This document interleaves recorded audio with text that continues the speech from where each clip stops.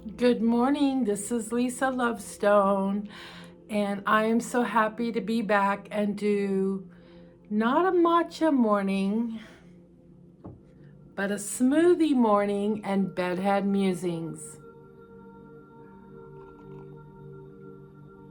I wanted to tell you something that I've been learning. I try to learn how to take care of myself, and Shannon Greer, I'm sure a lot of you have heard of her. So for mental clarity, you can make a smoothie I used organic yogurt, organic soy milk, and I grow some of my own herbs. So I went outside and I got a sprig of rosemary, and I washed the rosemary off, and then I pulled all the little, whatever they are, the little pieces of rosemary off the stem, and I put them in my NutriBullet. And then I have some wild organic blueberries, and put those in here. Yeah, my tongue's getting a little bit blue.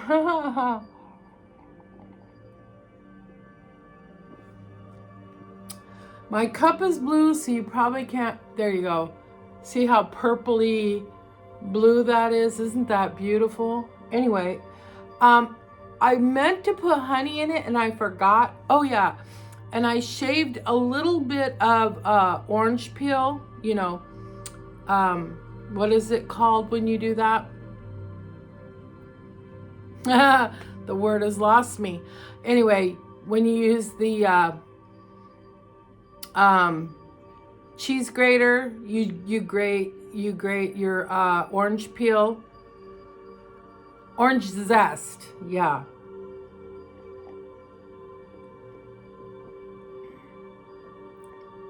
Which really added some super yummy in there. I'm taking a break from matcha. For one reason, I I had taken a CBD gummy, and because I was having a hard time sleeping, and then the next morning I was just kind of, the hangover. And I just got my brand new package of matcha in the mail, and I was cutting it open, and then it comes in a canister. So it comes in a vacuum packed package, and then you cut it open, and then you pour it into the tin that it comes with. So I had my quart-sized mason jar full of hot water to pour the matcha, to put my matcha in, but I needed to get the matcha opened. And instead of pouring the matcha into the tin, I poured the matcha into my mason jar of hot water. The whole package, 30 days supply. Yep. So I wasted a 30-day supply of matcha, and matcha is freaking expensive, especially if you buy the organic ceremonial grade, which is the early spring, the first leaves of the year. So anyway, it's and I like the kind. I want the organic. I want just matcha, nothing added in it. If I want something in it, I'll put it in there. I want just the pure source. So anyway, I tried to scoop it out and put it in the tin, and I used it for a few days with it kind of wet. It was kind of like mud, I guess. And but it started to get moldy. So I used it for a couple of days. And I was like, you know, matcha's really expensive. And I love it. But I love other teas as well. And if you get a black tea or yerba mate and you drink those, you still get the same results as far as feeling awakened and energized. So this morning I have a ritual tea that a friend gave me because she didn't want it. And it's a black tea with some pomegranate and I don't know, some other things I don't remember. So that's what I'm drinking this morning. This is my first time drinking it. Now, with teas, the only tea you would ever want to boil is black tea. So if you have a black tea with mixtures of other herbal teas, then you don't want to boil it, okay? Black tea is the only tea you boil, and I think I've said that in another video. But any herbal tea, any matcha, you want to, I don't know, Shannon Greer tells us the temperature, but you can Google it or ask ChatGPT or whatever, and they'll tell you what temperature. Most of us don't have access to the temperature as far as like I have those electric plug-in teapots, water heater things, and they heat the water quite quickly. So you just got to be really mindful not to let it get to boil. Turn it off before, just when it starts to bubble, let it bubble just a tad and then remove it from the heat. So, yeah. You just don't, there's no, like you'll say, oh, this tea isn't doing anything for me, or you cut leaves off your herbs and you try to make teas with them and you're like, well, I'm enjoying it, whatever, but I'm not really seeing any results. And that's because if you boil the water, you destroy the medicinal properties. So you're just drinking tea. You're not drinking medicine, basically.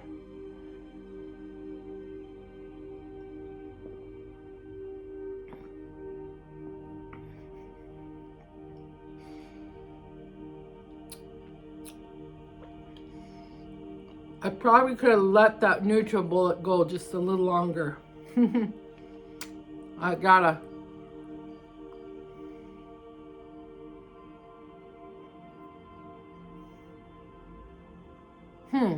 I just got a message from somebody I don't know.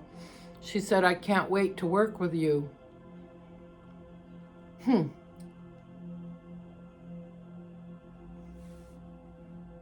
Well, that should be interesting. So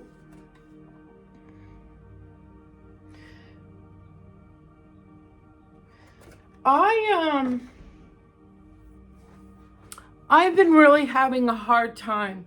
So far, 2026 has been I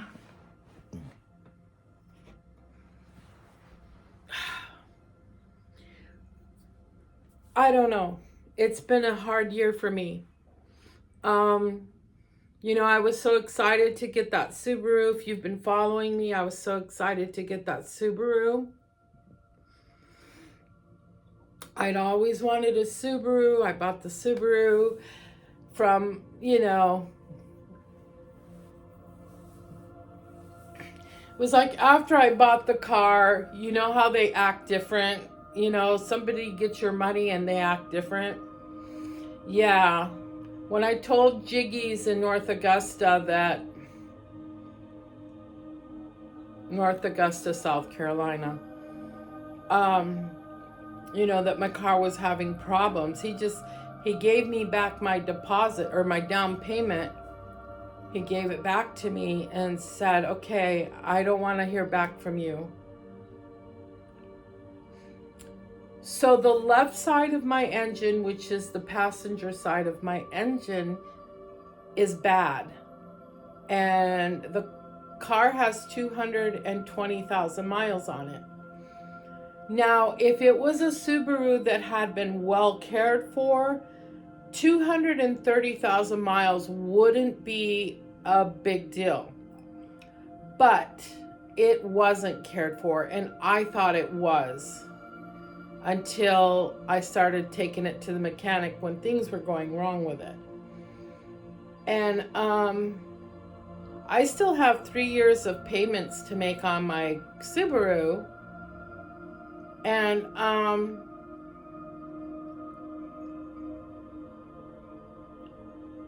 the left side of the engine is bad. The engine needs to be replaced. My personal mechanic said I would not put, he said, if you put an engine in there, don't come to me. He said, I've had a Subaru that was the same year, the same car you have, and I went through 3 engines before we found one that didn't have problems for that specific year, 2015. And I was like, well, fuck, man.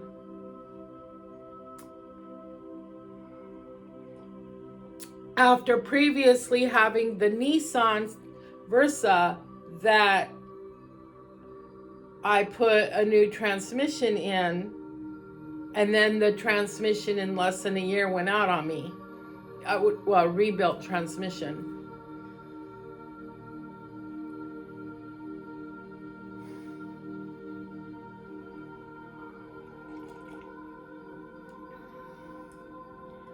So I'm like, okay, when we come full circle with something, something keeps occurring, it's something that we're supposed to be learning something from, right? So I'm like, what am I supposed to learn from having car problems? All it's doing to me is stressing me out, aging me, making my pain worse, making my arthritis worse, stressing me, making me unavailable to be my best self,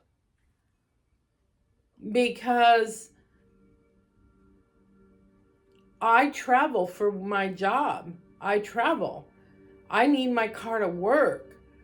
I can't be stranded on my way to go take care of dogs, and the owners have already gotten on the plane and have gone to South Florida or Paris or wherever, and my car broke down on my way there, and the animals they're waiting for me to come take care of them.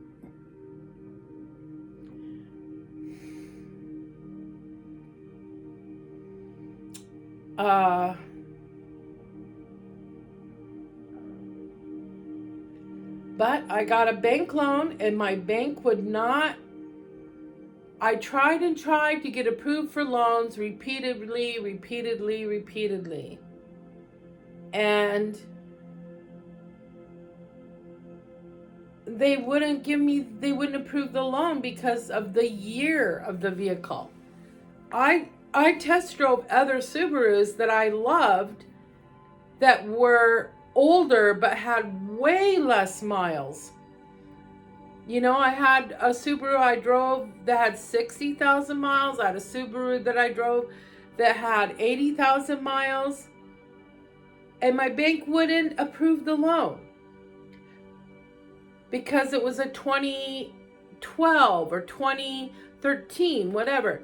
This was a 2015 with 200 and almost 20,000 miles on it. And my bank approved that motherfucker.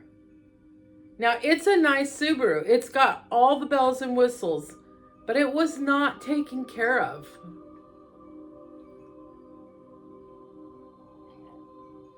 Maybe a long time ago it was, because obviously it got to 200,000 miles. But at some point, like when they traded it in or whatever, you can see on Carfax where it went from one dealership to another dealership to another dealership. It wasn't getting sold. So it moved from dealership to dealership. And I just thought, well, people probably just wanted a newer car or a car with lesser miles. You know, I was thinking positively in the situation. I didn't see that as a red flag.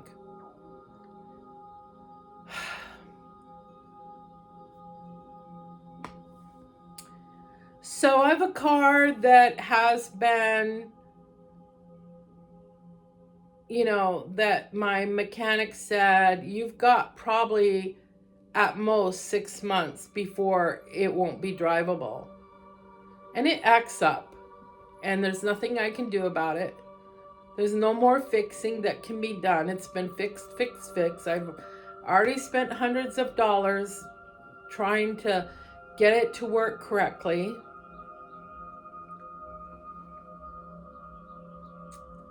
And, you know, part of the loan situation is people think that if you have good credit, you can, you know, you won't get turned down for a loan. But good credit isn't everything. My credit score is 710. And I thought that was just like, pretty good. But then I learned that 710 is actually quite good. And so it's about also your ability to make money and how much money you make per year. And so what the bank does is they factor in my age. They factor in the fact that I'm permanently and totally disabled, because they know that because I get Social Security disability checks that come to automatically go into my bank account. And they know I'm a pet sitter because I have to tell them my income, right? So, you know, pet sitting is, you know, January, I barely worked. Thank God in November and December, I paid all my bills ahead of time, or my ship would have sunk in January. But I had the wisdom and I was paying attention to my earnings through the year. And I said, I've got to get my bills paid into January and even into February if I can. So thank God I did that. Or like I said, I would have not made it through January. So I had a second opinion on my car. I didn't tell them they were my second opinion. I just said, hey, I have a friend. He's been kind of like working on my car a little bit. He's sort of a mechanic and sort of not. But he said I need to go get a professional opinion on my car.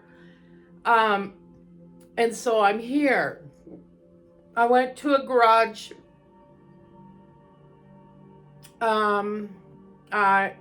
I can't remember the name of it. It's over in South Augusta. And they were very, very polite. I like both them and my main mechanic. I've really hit, you know, the jackpot with finding some good mechanics. And, you know, they have good ratings, and you really want to pay attention to the comments that people say in reviews. And so,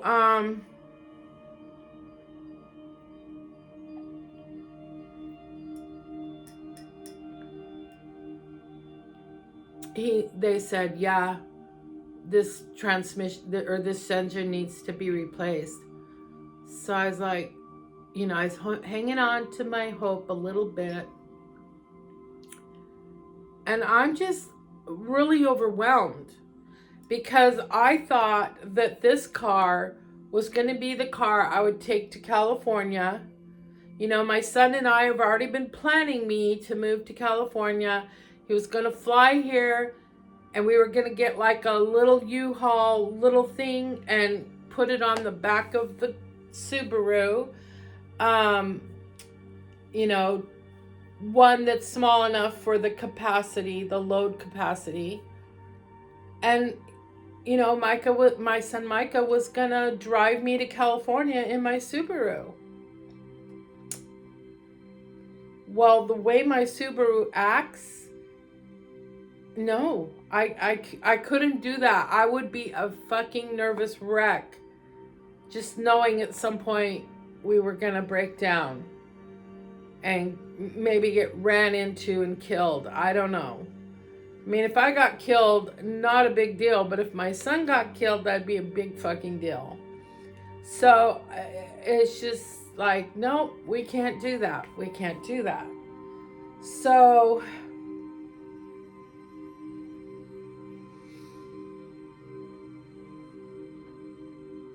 yeah, I'm really struggling emotionally. And, you know, I thought I had found this new group of friends that would be supportive of me. And here I am again, pouring myself out, being super supportive of them, being a good friend. And, you know, I'm really struggling. And where are they? Here I am with another of the same thing. I've got 3 same things happening to me. The fucking car, the fucking neighbor, and my fucking friends.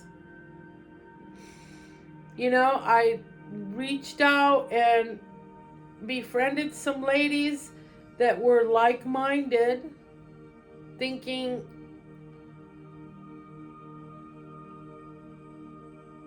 this should work better. You know, 6 months ago, I was content with not having a friendship support group. I was content in that. Basically just being supportive of myself. But then one of my friends, you know, just kept being very kind to me and doing nice things for me. And,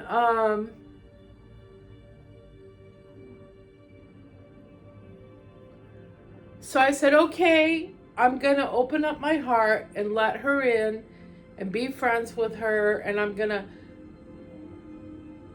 make friends with some other people because she doesn't have any friends in the area. So I'll gather these ladies together and then she can have some other friends other than me. And we can have this friendship group and we're all struggling, you know, in different ways. And we can be supportive of each other. Because isn't that what friendship is about? I mean, if it's not, then I don't want friendship because I'm supportive and I would like to receive that back. And there's nothing selfish about that. That's called self-love and self-care. To not just give, but to receive and allow yourself to receive from others. So I'm not going to demand it, but it's what I want, and it's okay for me to want that. So I'm just like, here I am again with the friendship situation. When I'm struggling, where are they? Where are they? They can't even make it to my fucking birthday party. It's like, oh, well, I've just had another birthday that didn't matter. Thank you. Thanks for that. Thanks for that punch in the gut and slap in the face. Friends. So, yeah.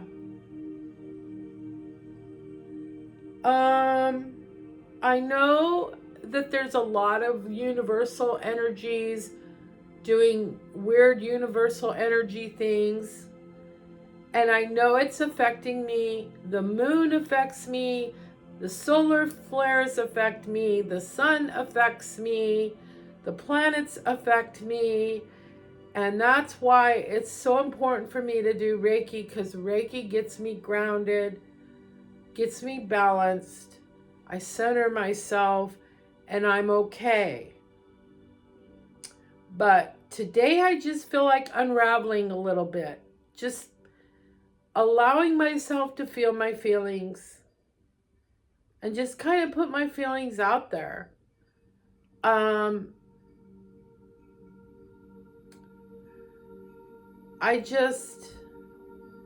have to be authentic with my feelings. And I kind of feel like I'm being authentic, like I'm not pretending to be somebody I'm not. Because I think that's really important. I think being your authentic self is really important. But when I start talking about Bashar and aliens that are, Bashar's spaceship is right there above Sedona. No, we cannot see it. Some people have seen it. But,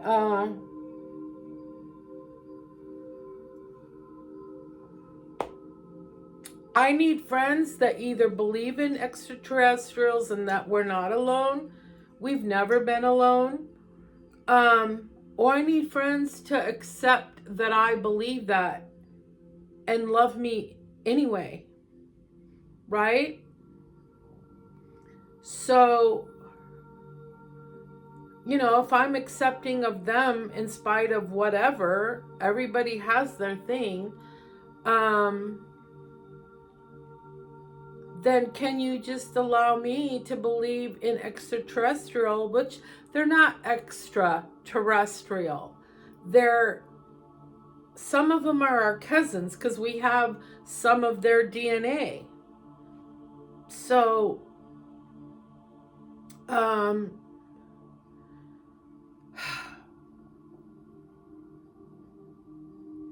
I cannot live a day unless I'm authentic. Once I became authentic, I can't undo it.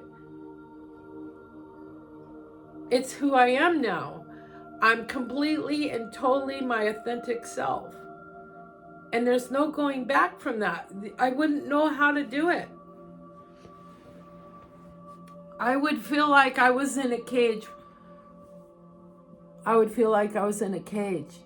Wanting to be free.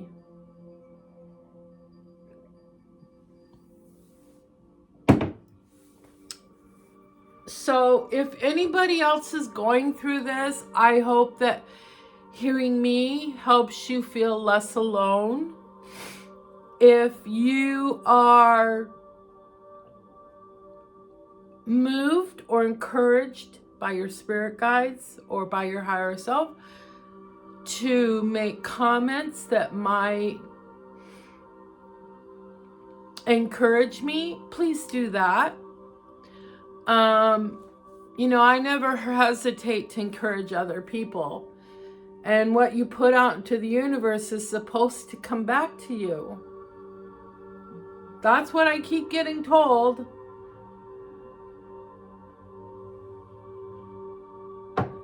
And I know that it's a universal law. If you plant corn, you're going to get corn. If you plant flowers, you're going to get flowers. So if you plant positivism and support into the universe, it's supposed to come back to you. That's a universal law.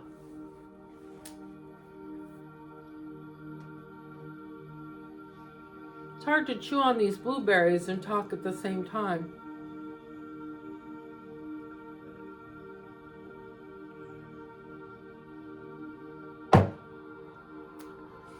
So my bedhead musing is just me just allowing myself to publicly feel my feelings and just speak them out loud. For whatever reasons, I felt compelled to do this. I really wasn't like, I haven't been doing these morning musings because, or bedhead musings because, well, I wasn't getting any feedback. So I thought, well, I guess I'm not reaching anybody. I guess I'm not speaking to anybody specifically. I'm not touching anybody's life. And that's what I wanted to do. I love how other people have videos that touch my life. Right? And so it's funny that I've started following two ladies who are both lesbians and both work with wood, right? And it brings me joy to watch their videos. I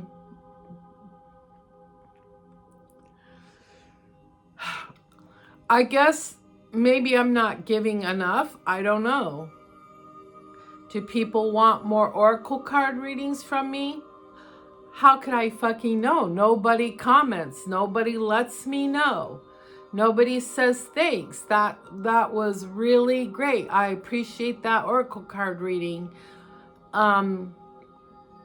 Nobody says, hey, I love your bedhead musings. They're comical, they're thought-provoking, they're meaningful. I don't get any of that. So I just quit doing it. I mean, why pour myself out there if I can't know that I'm reaching anybody? That's the thing. When you're sitting here one-on-one with somebody, you're reaching them, you're touching their life. But here, without comments, there's no way to know. There's no way to know. So anyway, my battery is getting low and I don't understand why, because I had it plugged in. So I'll have to check and see what's going on there. Anyway, it's partly cloudy, mostly sunny, quite breezy, good walking day for a good walk. I didn't sleep well. I had got up early and it's already getting later in the day because I was scrolling, because I was feeling like I was looking for something to help me feel better, and I scrolled and scrolled and scrolled, and I finally said, stop, Lisa, stop. You're going to feel better if you make this smoothie. You're going to feel better if you make that cup of tea. And then I was like, that voice, make a video. It'll help you feel better to just talk it out. So if that's all I'm doing is talking it out, then that's fine.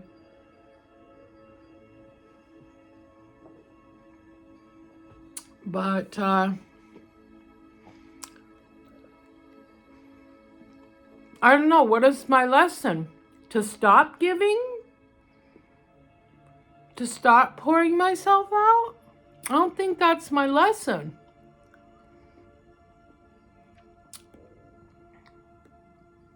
I don't know, what do you guys think? Yeah, and if you have the financial means to buy me a new car, please don't hesitate, because my life is going to be devastated when the car stops working, because I still got to pay it off. So I can't go buy another car. I don't know. I don't even know what I'm going to do. I don't even know. Unless I just get a job where I work from home. But my clients really depend on me. And also I've got the stray kitties. I still got my kitty colony. I go feed them every single day. I've got my whole back of my Subaru is filled with cages for trapping and 2 big bins filled with cat food, wet food and dry food, blankets, towels.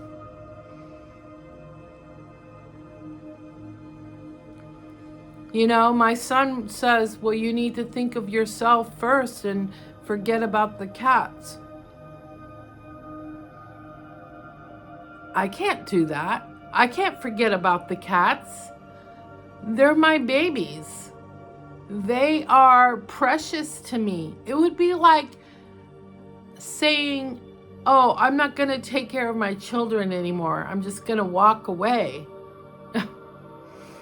You know, people who don't understand cat rescues and being a cat mom, they don't understand, or a cat dad.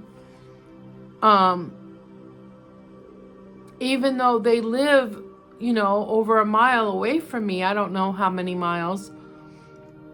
I'm their mom. I'm the one that they are happy to see. I'm the one that they purr for. I'm the one that gets to rub their bellies. I'm the one that feeds them. I'm the one they look forward to seeing every day. And they feel protected by me, and I do protect them. I can't protect them when I'm not there, obviously. But it's like I place a hedge of protection around them for when I'm not there. So I can't abandon those kitties. I need them to get adopted so that I can finally be free of it.